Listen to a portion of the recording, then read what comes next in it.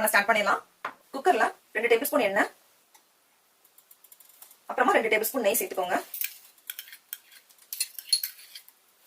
நம்ம நெய் சேர்த்துக்கனால பிரியாணி இன்னுமே நல்லா ரிச்சா இருக்கும். நெய் உருகுனதும் இதுல 2 பிரியாணி இலை, 3 ஏலக்காய், 3 கிராம்பு, அப்புறமா ஒரு பெரிய வெங்காயம் சேர்த்துக்கோங்க. தேவையான அளவு உப்பு சேர்த்துக்கோங்க.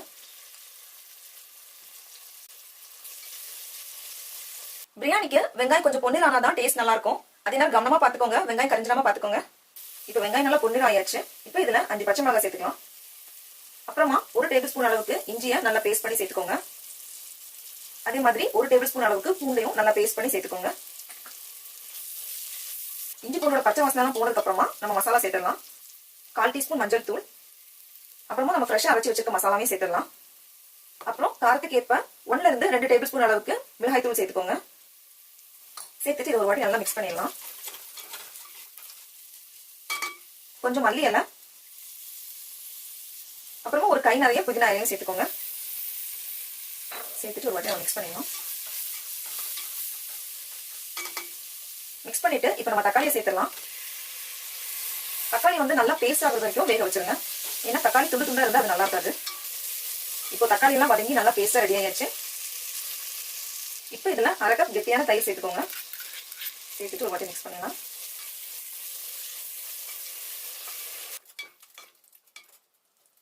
பிரியாணி நல்லா டேஸ்டா நல்லா பெஸ்டா வரதுக்காக சம அளவு பிரியாணி அரிசியும் மட்டனும் எடுத்துக்கோங்க. நான் இன்னைக்கு 2 கப் பிரியாணி அரிசி, அதாவது 400 கிராம் பிரியாணி அரிசியை 1/2 மணி நேரம் தண்ணியில ஊற வச்சு எடுத்திருக்கேன். அப்புறம் தண்ணியை ஃபுல்லா வடிகட்டிருங்க. அதனால நான் இன்னைக்கு 400 கிராம் மட்டன் எடுத்திருக்கேன். இப்போ நம்ம மட்டனை சேர்த்துடலாம்.